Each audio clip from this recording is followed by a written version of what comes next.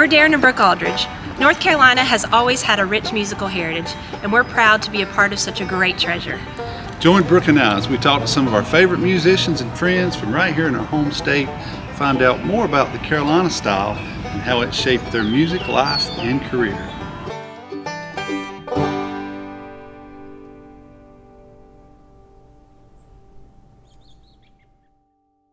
Hey everybody, I'm Darin Aldridge, and this is another edition of the Carolina Sessions. And to me, I've got with us today a longtime friend of mine, and I know you'll know the gentleman is Jeff Tolbert. Welcome, Jeff, and hope you're doing well. Hey, brother, doing great. Honored to be with you today. It's good to see you, my friend. Yeah, this is the first session that we've done in several years. I started this little interview session back in COVID 2020 and 2021 and interviewed a lot of great musicians from North Carolina. And so Brooke and I wanted to start this again. And man, you was our first call and first one we thought of we'd start this new season with. Well, we certainly do appreciate that, brother, and Yes, honored to be on here with you. Thank you for thinking of us. Yes, sir. Now you grew up in Mount Airy, is that correct? Yeah, I'm a Mount Airy boy, hometown of Mayberry there, I reckon, and grew up there. And then, I probably until I was about 15, 16 years old, and I started traveling on the road some, kind of like you, just young and eager and excited, and music was always a part of our life, especially right there in the heart of Mount Airy, just below Galax, Virginia, and everywhere else. Music, there's every musician standing on every corner, and it's a lot of talent through those mountains. But yeah, I grew up there, and blessed with a wonderful mom and dad, a wonderful home, and I'm very thankful for my heritage. Yeah, man. What was some good places growing up that you went to as local jams? Or I know there's Mount Airy, and that area is also a lot of old time musicians were really Yes, strong. yes, a lot. I was raised up there. Autumn Leaves Festival was always a huge event. And there was always a lot of picking and singing and that kind of thing. Of course, I knew Ralph and all of them at the radio station, WPAQ, and had a lot of friends and a lot of musicians through, the station. Me and Dad would go over and make music on Saturday mornings and be with a lot of the different ones that come through. And of course, and then being, like I said, close to Galax, Galax was always a popular place to be. And I can remember staying up there till, we'd go in at 5 or 6 in the afternoon and would not come out till 3 or 4 o'clock in the morning with mud up to our kneecaps. You've been there. So yeah, there's a lot of great things in that area, Mm-hmm. Yeah. Was there any certain jams though? Any places? I try to hit on that. We've got a local bomb shelter around here in our neck of the woods that everybody kind of gathered and picked at. It's been going on since the 70s, and they still pick about every Wednesday night. Wow. But as far as I can remember, there used to be a music store down there, what they call Toast, right there in Mount Airy, that we used to when I was a young boy. I can't remember exactly the name of the music store, but I remember that was always a popular place to, to pick and to do the jams. And of course, like I said, with Galax, I guess most jams that I ever really done would have probably been, like Galax at the Fiddlers Convention. I know me and Sammy Sheeler, Kenny Smith, a lot of different good pickers up in that, Scott Freeman. There's so many. I remember a time or two when Bobby Hicks would come by and different ones and fiddle players and different stuff. So that was probably, as far as my jamming part of what I ever did, was probably that more than anything. And then we picked a lot, like I said, with, the local radio station there with WPAQ, and there's a lot of them. And I remember trying to think, you remember Donald Clifton? I don't know if you remember him or not. Yeah. They had a group, and the Country Boys, that was the name of them. And I did a lot with them from time to time when I wasn't traveling on the road. And we would get together a lot, at his place and, and jam and pick and stuff like that. Now you went to work with the Easter Brothers about 15 or 16 years old. Is that right? Yeah, at a very young age. They were kind of like heroes in my life. I mean, I idolized them, and being in the same hometown, we were in a lot of different meetings and singings, and stuff like that. But there was something other that just, I don't know, it drew me to the music, and I loved it, and didn't know that later on in life, at 15, 16 years old, they would take a young boy from in school and just as green as a gourd, and kind of took me under their wing, and they taught me a lot, and it was a great experience, and they just kind of turned me loose and in a lot of ways, and I think it kind of helped me to spread my wings and fly Yeah, a little bit as I was give you growing up. somewhere to launch from, and well, Oh, probably absolutely. working with their schedule at 15, 16 years old and being in school, you probably didn't have a lot of time to jam with other folks in the area if you was out Yeah. that much. Right.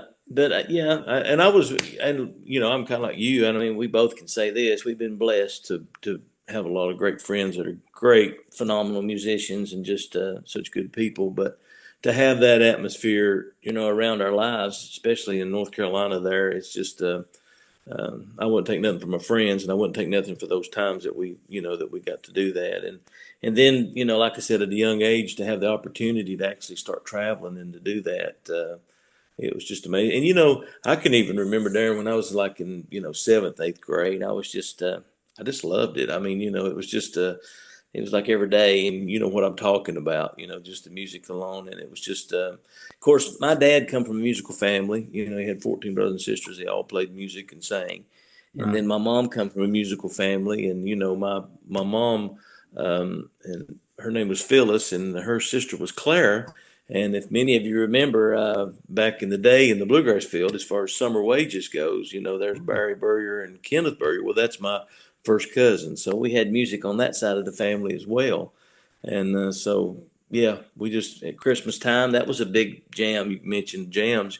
I Mhm. can remember at Christmas time, we would always get together and a lot of different pickers would come in and pick, and stuff like that. But music has been a big part of my life, and I just, love it and very thankful for it. Well, that area is very strong, as you mentioned, Barry and Rick Allred and that band that had summer wages, and of course, I think Ronnie Bowman was from that area.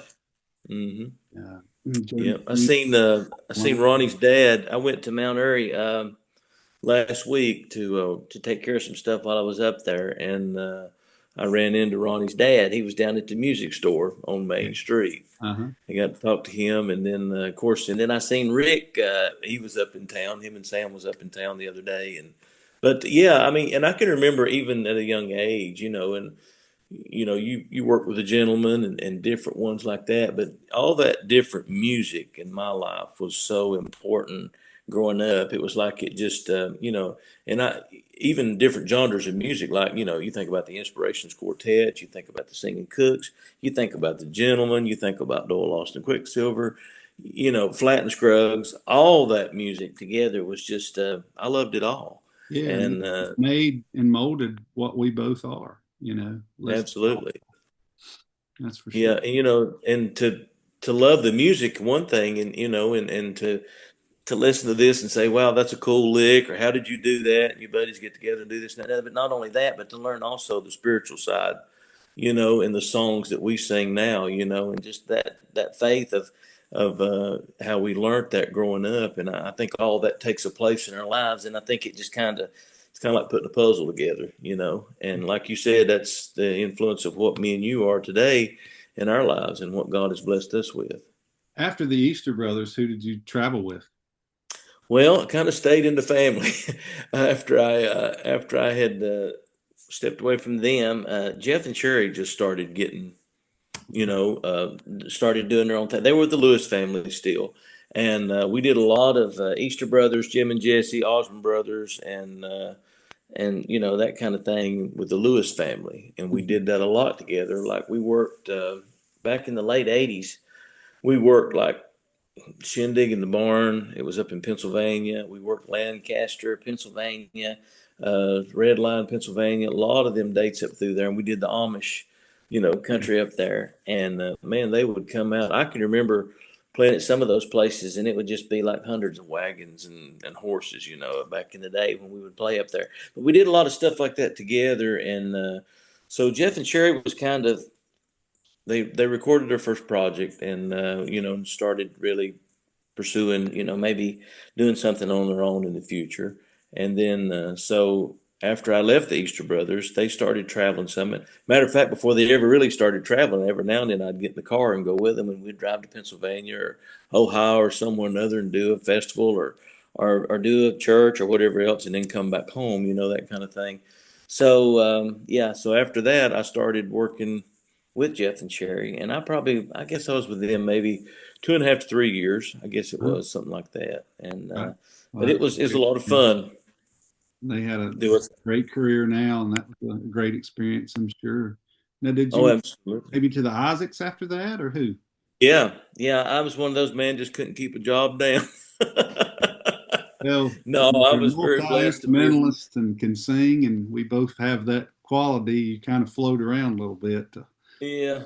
Well, I guess the floating thing was is I believe there's seasons in our lives, and I think God puts us where we need to be, and so I traveled with Jeff and Sherry, and wonderful time experience, and we played a lot of we did a lot of stuff. We did the King's Gold tour, a lot of stuff. So I was really, I mean, here I am, 18, 19 years old, 20 years old, somewhere in that realm, and it's like I'm seeing the country and just meeting tremendous folks and just being a part of something other that's just I mean, I was just high cotton Yeah. and being able to do that. So I was very grateful to be able to have those opportunities to travel in that. So after that, I got off the road with Jeff and Sherry, and I'd done some fill-in work. I'd sung, if many of you may know of Karen Peck, New River. Oh yeah. I actually sung some with her and filled in, did some parts with her.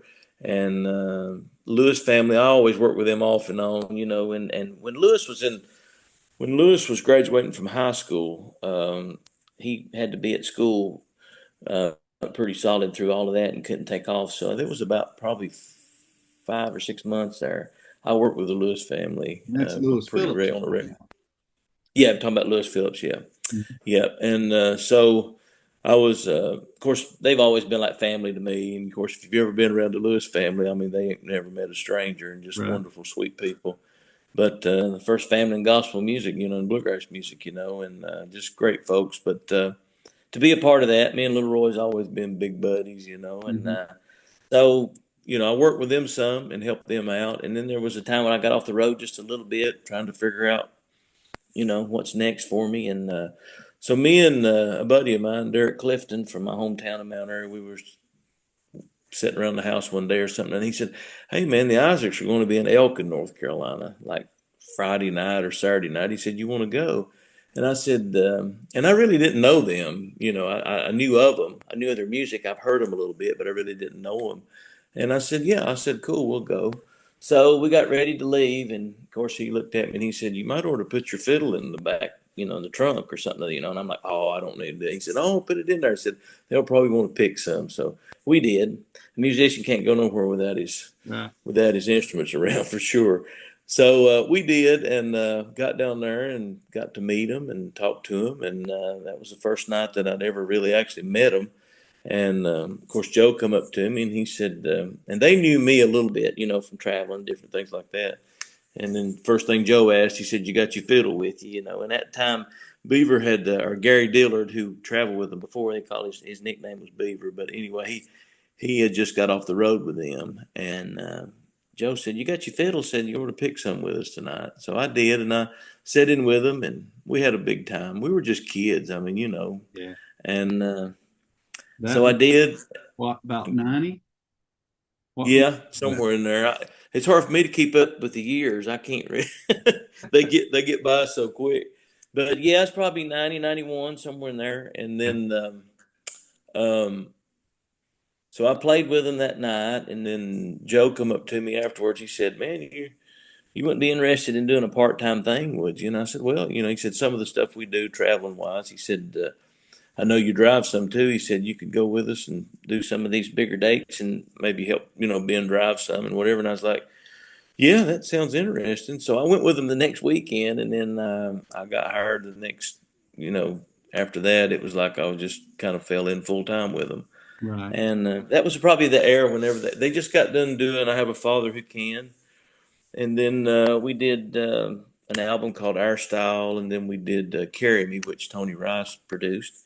Mhm. And so I was a part of those endeavors, at that time, but we had a great time. It was, Lily and Joe took me in like family, I was like one of their youngins. So, Now, did and we did a y'all lot were with there rap. with Mountain Home at that time, the Crossroads Yes. label? So you recorded up Yeah. there? Hmm. Yep. We were at with Mountain Home, and we did a lot there. And then, of course, I think we also did at that time too was, you remember the Joe and Ralph did the kind of the reunion thing. They did a gospel album together, so Yeah. got to be a part of that and work on that. And we did a lot with Ralph Stanley in that time too, and did a lot with him and the Clinch Mountain Boys, and we did several things. It was a lot of fun.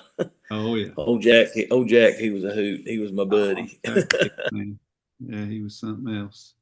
Yeah, it's hard to believe, man. I don't know if it's like if you're this way, you and Brooke, but man, it's like seems like time gets away, and it's like, man, there's some of those memories, and it's like it's hard to believe that those are gone. You know what I mean? Gone, not forgotten, but just I know where they're at, but it's hard to believe that the time has went by so fast.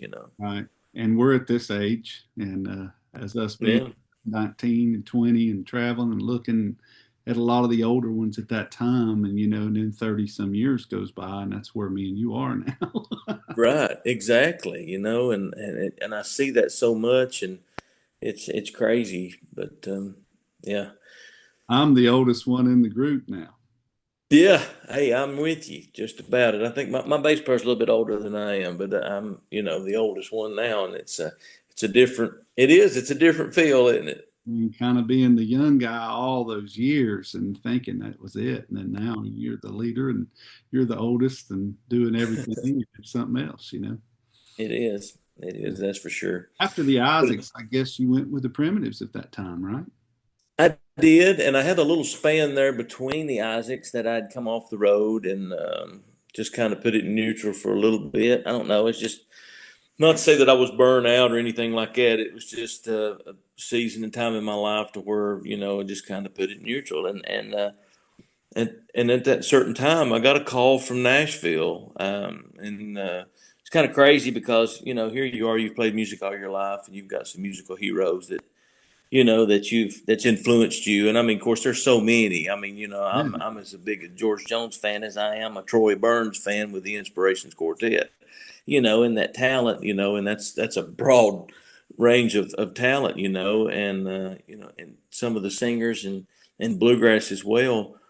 But so here I am sitting at home, and all of a sudden, back in the day, we had those little answer machines with those little tape recorders. Remember that? The little mini tape recorders.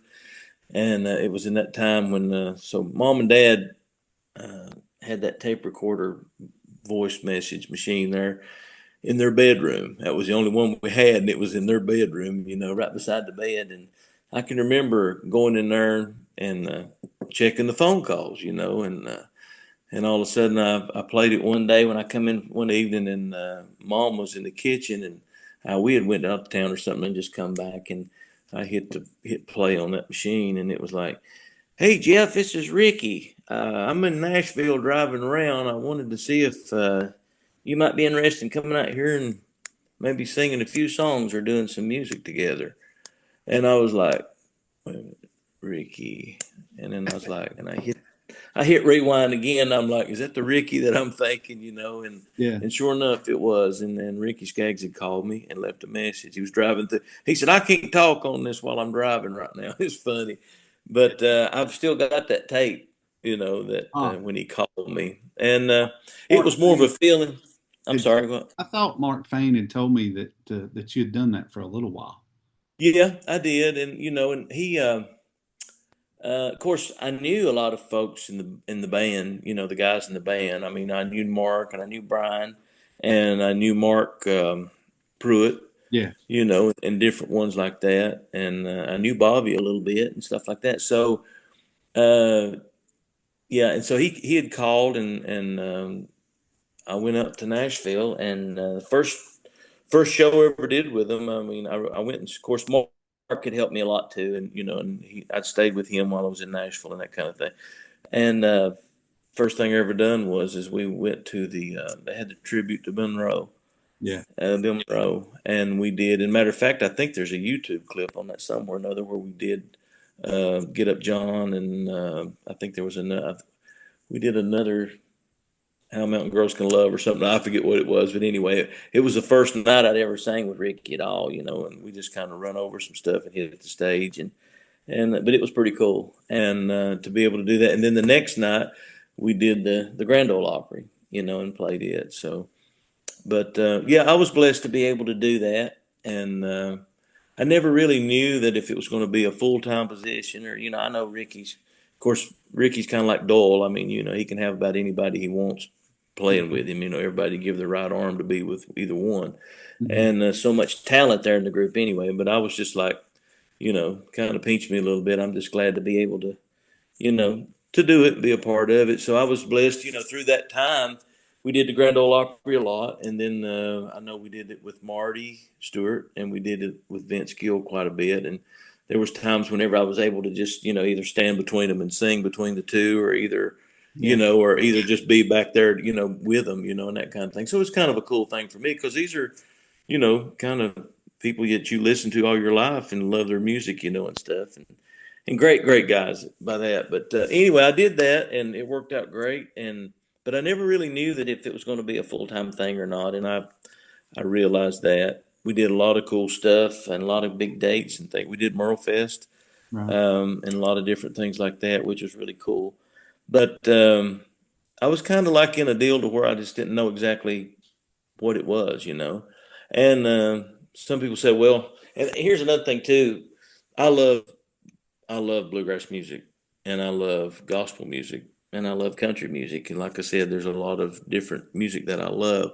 But I grew up, in church and singing gospel music. And that's I guess if I had to, what would you do or how are you? And of course, people can see by the life that I've tried to live and try to do as far as with my music.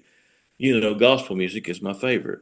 Right. And I just feel like if I'm going to sing a song, I want it to be gospel because I realize that there's, a ministry out there that I want to be a part of. And if I can tell someone about Him and spread the message of Jesus Christ, I want to be doing that, and I want to do it consistently, Yeah. in everything I've ever done. So when I was with Ricky, I was kind of battling a few little things, and I was just like, uh, Lord, if this is where you want me to be, if this is what what I need to do, then you'll make a way. And because I didn't know the answer, and I said, but if you don't, I'm good with that because I realize that you've gave me an opportunity to do something that I've always wanted to do. And of course, Ricky's a great guy, good Christian guy, and I love him to death, and still a friend of mine today. But after I traveled with him a little while, kind of went on a break and kind of slowed down, and we didn't do a whole lot. And I never did get a call. And I realized at that point, Ricky was either trying out some different people or doing something different. I think Darin was after my job, is what it There was. you go. Darin Vincent was after my job. That's what it was. So Yeah. he got backstage somewhere at the Opry and kind of pulled Ricky to the side and said, "Hey, no, no, I don't know if that's it or not. I love Darin and Jamie both. Yeah. Good." But it was so, and I realize now, back then I didn't know the answer, but I do know the answer now Oh, sure, man. because I come off the road. I come off the road and I really didn't know this. 3 or 4 weeks went by, and I was just like, well, and then all of a sudden I got a call, and it was Reagan Riddle of the Primitive Quartet. Hmm. And he's like, "Hey, Jeff," said, "Harmony Valley's coming up like next week. Big singing that we've always done." Oh, yeah. And he said, "I'd love for you to come down and maybe pick with us." And I said, "I don't know, Reagan." I said, and I was kind of feeling a little bit low, like I don't know exactly what I'm supposed to do. And I said, "I'll think about it. If I change my mind, I'll let you know." And I think he ended up calling 3 times. Oh, And I think I finally told him, yeah. I said, I think I'll load up and head down your way. So I went down and stayed with him and Joyce and played the fiddle and the banjo. And maybe I think I sung a few songs and whatever else, but just there the whole week. And if you've ever been to Hominy Valley, it's a singing that we had in Candler, North Carolina. oh, yeah. And I We think it got to sing started, a couple times, and I was there with yeah, Paul Williams, and yeah. yeah. And that started in 1981. And it's been something other that we've done consistently for, I forget, like 27, almost 30 years. that Hominy Valley had been going on, and we did consecutive each year except when COVID hit. But so I went down and did that, and then I don't reckon they ever hired me. I think I just kind of fell in the groove, and it was just like I don't know. To be honest with you, it was a God thing. It really was. God placed me there, and He put me there, and He helped me to grow. I mean, I was already growing with the other groups that I had worked with, and very thankful for the opportunity to be with them. But I think there was a spiritual part in my life, and there was a thing for the future in me that God had plans for, Oh, and yeah. that was the start of it in a lot of Well, ways. you fit so well with them, Jeff, and you played good, of course, and sang good. But then it kind of, even toward the end, and I know a lot of people's told you that you almost became the voice for them. And a Mm, lot of people, me included, really realized that. And especially after a good buddy Norman had passed, you had big mm, shoes to fill there. And I want us to talk about that just a little bit. But it did, that was kind of a mark that God helped you create and have, was being those guys, with those guys, and just a part of it. And as history will look back, you'll be remembered just as much as any of the, Reagan and the brothers, there with the Primitive Quartet. well, I appreciate that, brother. And it was an honor to be able to, almost 27 years to be a part of that, and to what a legacy for them to grace the stage for 50 years. Their music, and I know you as well as many of my colleagues. It's we grew up on that music. Oh man. We grew up on it. The singing, the music, the the purity of it, the spirit of it, everything about it is, gosh, it's just very emotional sometimes to even talk about, because there's a lot of great songs that have spoke to my heart through the Primitive Quartet and their music. So to be a part of that was quite an honor, and like I said, they taught me so much in a lot of different ways. All right, man. We've had a good session so far, talking about you playing with the Easter Brothers and growing up at Mount Airy and moving on, to different folks and the Isaacs and Jeff and Sherry, and that's a little stint with Ricky Skaggs, and then you got the call from the boys over there at Hominy Valley Yeah, Quartet. yeah, yeah, man. It's a lot of good groups and a lot of years. We worked together, and a lot of good times. That's for sure. And I guess probably the longest endeavor that I worked, was with the Primitive Quartet, and I don't know. I just feel like God had placed me there and put me home. That's where I met my wife, right Oh there. yeah. Yeah, at the concession line. She was actually wanting a cup of coffee, and uh, we had a big crowd that night. It's probably one of those a large. It's probably 5,000 people there. It was a big night. It was right on the 4th of July, and she was standing there, and of course, she kind of looked at me, and I kind of looked at her, and so I found out that she wanted a cup of coffee, so I kind of used my artist seniority there. Oh I, yeah. I Uh-huh. went around back and got her a cup of coffee, and brought it to her and introduced myself, and so we dated 3 years, and then after that, I took her back to that same spot right there where the concession line was at Hominy Valley, and that's where I asked her to marry me. And Oh, God certainly blessed us, and I knew that she was the one, and God placed her in my life, and what a rock she's been in my life and my family, and our family. And just, we've got two wonderful kids. We've got a little girl, Isla.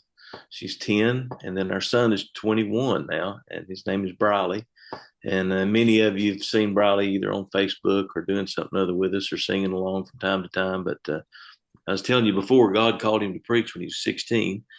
So yeah, and it's just amazing what God's doing. He got married this past September, and married a little girl from the mountains of there in North Carolina, yeah.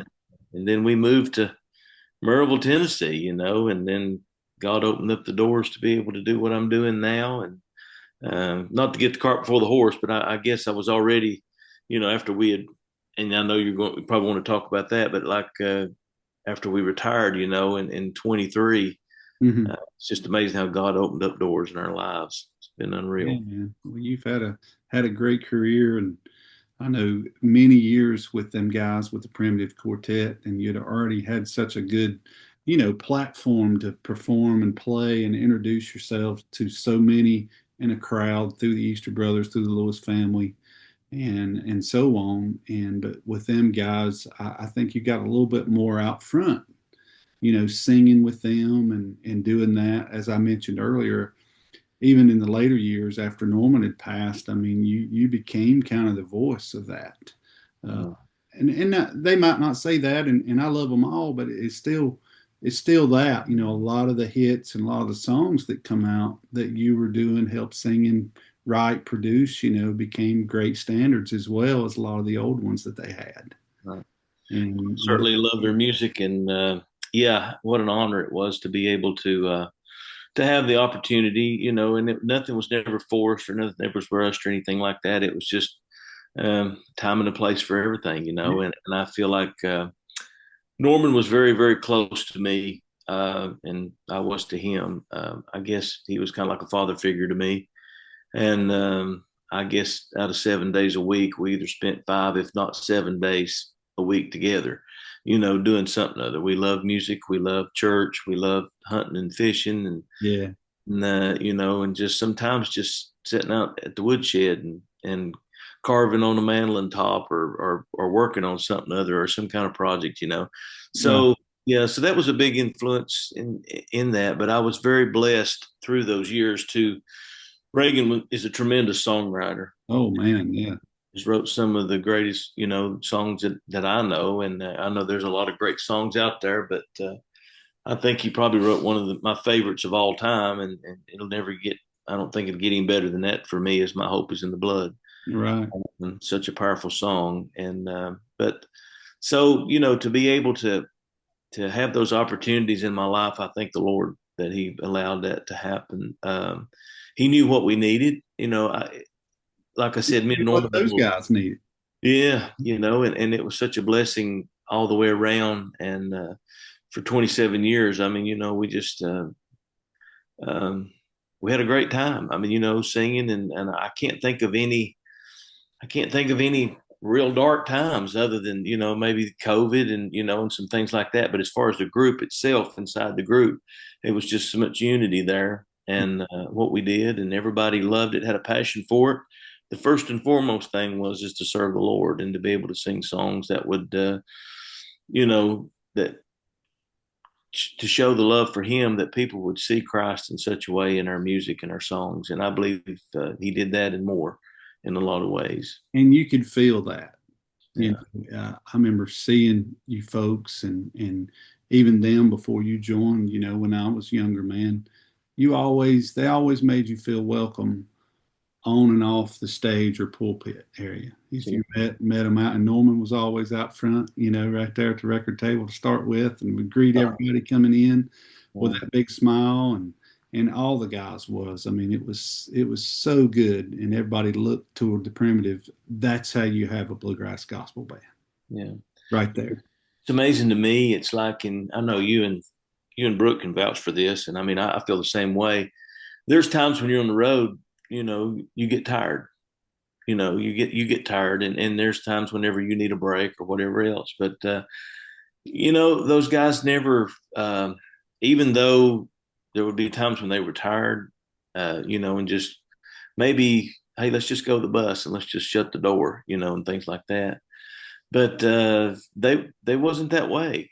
The fans, the people, our friends that came to the singings and the venues that we were at, it was just like they loved on everybody. They taught me that in a lot of ways too.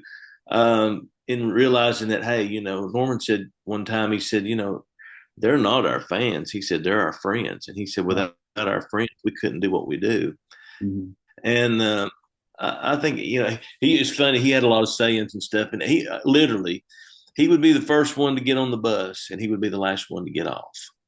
And that's no joke about that. And then another thing too, I mean, I can remember, you go to the bus and you take a few minutes and, whatever else. And then you would either, change clothes and get suited up and get ready to go out. And and go to the record table or wherever, and he would be so excited. He's like, boys, he said, let's go out there and shake your hands all the way up to their elbows. Yeah. He loved it. He loved people. He had a smile. So I think a lot of those characteristics in the group itself. Larry had a humbleness about him, and a passion to do what we did.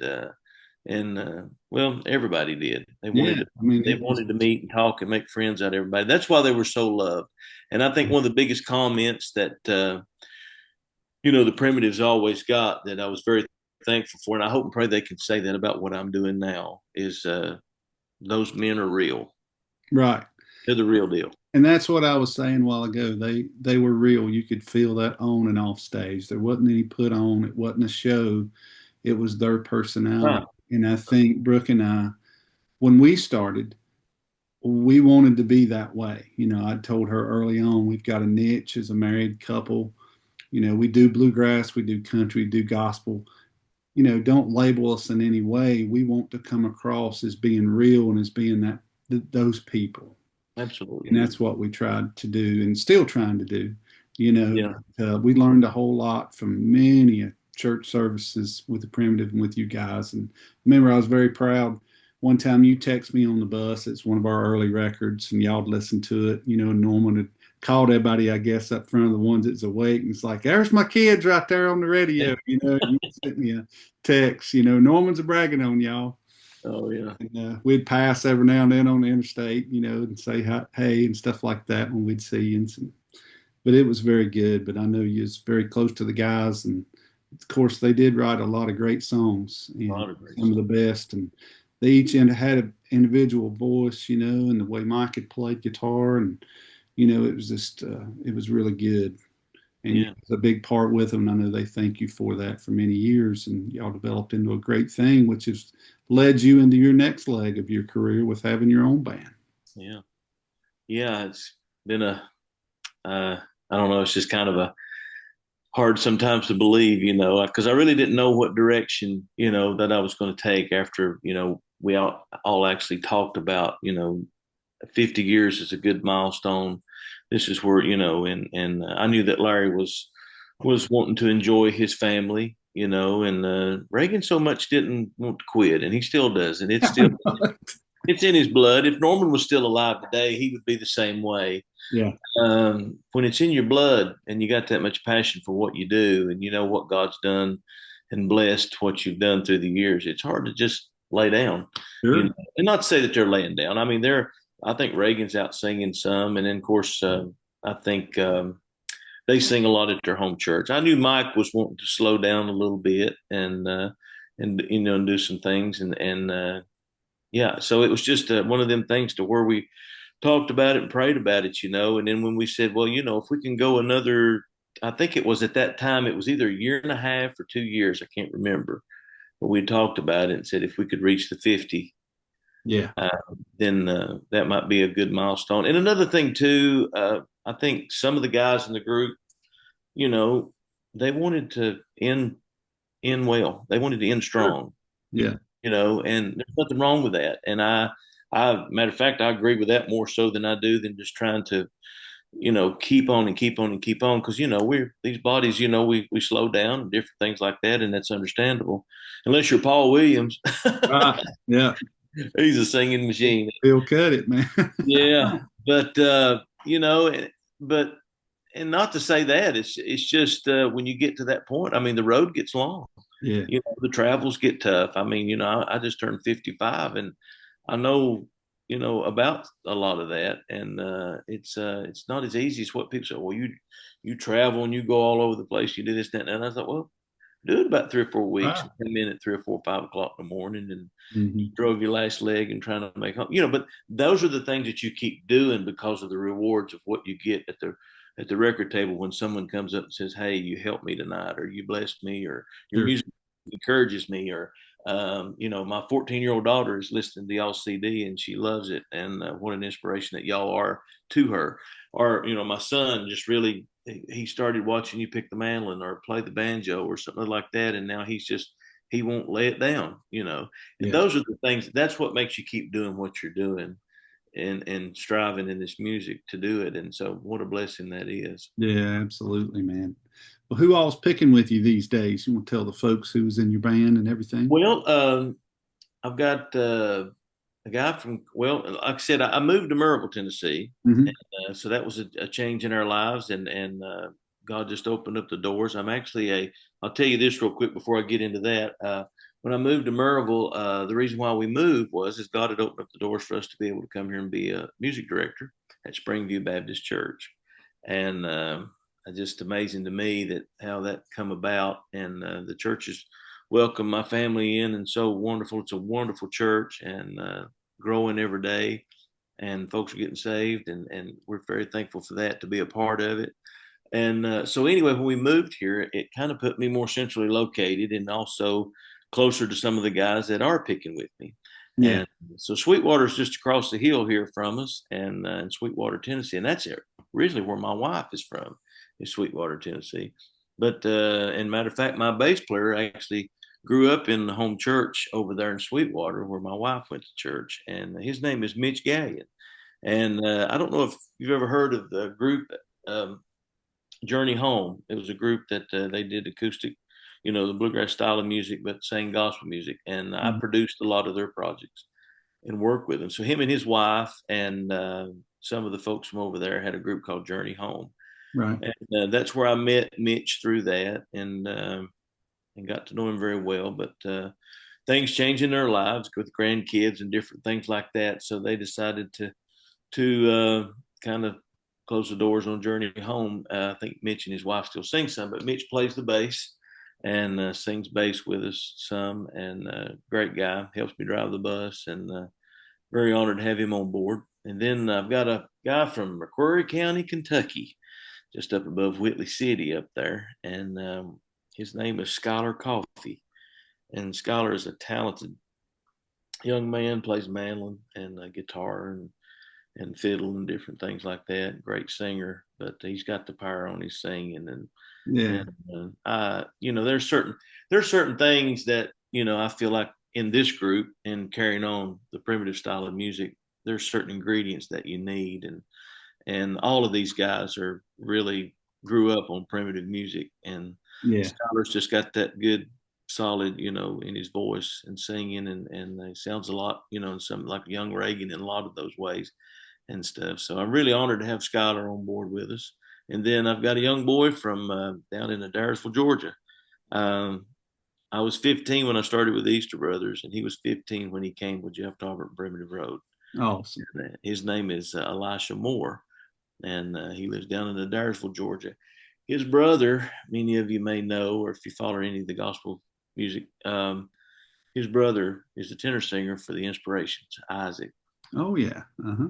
So Isaac is his older brother, but Elisha's he came in when he's 15. He's 17 now, but he's really a tremendous talent. Plays piano some, plays guitar and bass guitar, and sings both part, all the parts, and just a very good talented man, and love all of them love the Lord, and I'm very thankful for that and what we're doing. And so it's been amazing how God's blessed in the last year or two, Darin. It's been Yeah. unbelievable, and doors have been opened up that I couldn't even imagine. And y'all couple recordings now, correct? Well, we've got one, and we've got one on the making right now. Matter of fact, I'm working on it now some, and Yeah. I thought you had one in the mix. I run a radio gospel program every Sunday morning on WSGE down here at Gaston College, and I play yeah, music quite often on there. well, we appreciate that, bro. Get that. So whenever you get something new out there, send it my way or just let me know and I'll look for it. But I Yeah. a lot of that music, been playing you on there, and of course the primitives. And every week I mention that I grew up on that, so I would be playing that. Yeah. The thing about it with a lot of people say it's almost like you can go back 50 years and dig through the music and the songs, and we sing to a whole different generation, Oh yeah, you know, yeah, and it's like that's another thing I think that God placed in my heart too, was when we retired, was to be able to I just didn't want to let these songs die and go to waste, and not to say they go to waste, but just not be sung. Sure. And I think a lot of our audience right now is excited because we are doing so. I even see it in the inspirations. Yeah. If you follow gospel music in the quartet sound, those guys are doing a tremendous job right now of keeping that sound, and not only but the sound, but the songs alive. Sure. And so much music in both groups' history, and there's a history there together too as well. And we work a lot with them on the road and do different things, but there's so much history there between that. And I just hate to see it die. And it's like I said, we sing to a new generation. I was amazed, and I'll tell you a quick story real quick. We were singing. We just come off stage. I was back there, and I was just putting my instruments up and whatever else. The guy walked up and he said, "Hey, Jeff, hadn't seen you in a while." And I said, "Well, it's good to see you, brother." I said, "I remember you from the Primitive days, you know." And he said, "Oh man, I've always been a big Primitive fan." And he said, "When you come along," he said, I become a Jeff Tolbert fan." I was like, "Oh, I don't know about that," but I said, "It's certainly good to see you." He said, "Well," he said, "I really didn't know what you were doing." And he said, "I come home the other day from work," and he said, "I kept hearing music in the back room of my house." And he said, "I could hear it." And he said, "It sounded like it had a primitive sound to it. But the more I listened to it," he said, "I don't really recognize that as being primitives, or because he was very familiar with all the recordings. He's Right. one of those that knew our music very well. And he said it sounded so familiar, like primitive, but it wasn't quite primitive, you know. He said, I kept following the sound, and he said, I went back there, and he said, I went in my 14-year-old daughter's bedroom, and she had you guys turned wide open and was singing along with your CD. And I said, "Who is that, honey?" And she said, "Well, that's Jeff Tolbert, with the Primitive Quartet. Don't you remember?" "Oh, yeah, I know Jeff very well." He said, "Well, he's got his own group now, Jeff Tolbert Primitive." He said, "You got to be kidding me." He said, "I had no earthly idea." So Right. it's kind of wild that he was reintroduced to what I'm doing now because of his 14-year-old daughter. It's pretty cool. Yeah, that's great, man. And it goes along with what I was saying a while ago, with what a voice that you had with them instrumentally and your singing and how that fit in. It give kind of a mark, but it also gives that all the history that we've had that brought us to this point. Same type of thing with story with the new generation. I always tend in our set, most time at bluegrass festivals anyway, we'll do something that the gentleman did, Right. talk about Absolutely. that. And I'll do, Fox on the Run occasionally. And it's surprising at the people that I'll mention out there to the crowds now, who remembers Charlie Waller? And some of them might be like 10 people, Yeah. and have heard Fox on the Run before because, like you said, it's a whole new generation that this is reintroduced to now. Oh, absolutely. Crazy. But We was talking about songs too. I think songs are a big stamp in our music career too. And of course, you can't do what you do without a good song. yeah, We need good songs. And that being said, of course, like you were talking about in the bluegrass field, a lot of them songs like that were very popular. And I remember, and you remember that voice of Charlie, yeah, and the things that he did and certain things like that. So those things sit in you, as a young age, and you don't forget it. And to be able to keep it alive and to do that. And it's like, even with, like I said, I was so blessed to do a lot of songs like we did No Longer an Orphan and Hallelujah's Risen and so many great songs that Reagan had wrote. And I was just fortunate and blessed to be able to sing those, and what a trademark that they have made, just like Because He Loved Me 30 years ago. You know what I'm saying? Or some of like He's Still Passing By. You don't forget those songs through the music, and it's amazing to me sometimes, and I know you and Brooke are probably that way. It's like you ever get a song sometimes and it just ain't you, and you keep working on it. So, and it's like you want to do it, but then again, it's like it doesn't sure. really feel. Don't Uh, fit yeah, sometimes. it's amazing to me how things like that get worked out, and it always worked that way with the Primitives on a lot of stuff. Some tremendous songs. You take, for instance, the song "Empty Me, Lord." Reagan came up to me and he said, "Jeff, I want you to sing this song." Well, the more he sung it, I just like, "Reagan, I don't know. I just don't feel it. I feel like it's your song." And he finally got kind of a little bit aggravated with me. And he said, well, just take it and do something with it and figure it out, Yeah. And I said, well, I don't know. I said, I just, it's not, maybe it's the tempo, maybe it's the chord change, maybe it's the wording. I don't know, but it just, I feel like you need to sing. He said, that's your song. He said, you need to sing it. So I never will forget, we was in Spartanburg, South Carolina. It was the McCameys, the Inspirations, and the Primitives that night. And that's when he had gave me this song. And I said, so I've got free reign now. Okay. He said, oh yeah. He said, just do whatever, And so I was sitting back there and I had Mike's guitar and I was just messing around. And it's kind of amazing how things like it. I don't know if you and Brooke ever had that. I know you've had that happen in your music and what you do, but it's like, so, I changed some words and just kind of, switched them around. And it still made the same sense, and everything. And I was just sitting there and I was like, Lord, will you empty me of every selfish thing? And just kind of more like of a slower type thing, and how I felt it. And it was just like, and the more I got to singing it, and I was backstage, and just kind of in one of the dressing rooms back there going through it. And then all of a sudden I was sitting there playing the guitar and it was like, da da da da da da da da da da. Da, da, da, da, da, in the music part of it. So Mike walks in and I'm looking at him and I'm like, hey, can you play this right here and kind of take what I've got and then put Mike Riddle all over it? You know what I'm saying? Yeah. And he did just that, and we sat there and he's like, what are you working on? He looked at me, what are you working on? I said, well, Reagan has been talking to me about doing that song. And I said, I just couldn't ever get the feel for it. What do you think about this? And I went to singing him that. And then he turned around and played the turnaround on it. And I was just like, we both sitting there in tears. It was just like, wow. And then that's how a song can be, come about like that. And Empty Me, Lord has been such a blessing to a lot of people. And we have a lot of requests through the years for that song. It's kind of like a prayer, the song is. But that's what we have to do as Christians, to empty ourselves of everything and turn it over to him, That's right. Well, man, it's been so good today. I appreciate you joining me, and it's just been an honor and to call you a friend down through the years and just hang out together and travel and be on the same stages. And I'm glad we got a lot of this history down here for a lot of other folks to learn about. Absolutely. We need to get with some of these promoters and tell them they need to do a Jeff Tolbert, Primitive Road, and Darin and Brooke Aldridge. Well, let's do that.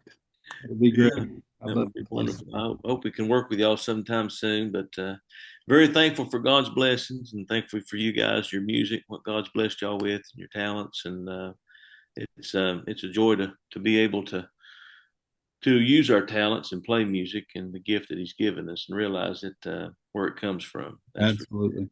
Yeah. That's what me and Brooke are thankful for each other and for the Lord putting us together and all our talents and letting us be a light out there to other folks and other couples and to spread the gospel. That's for sure.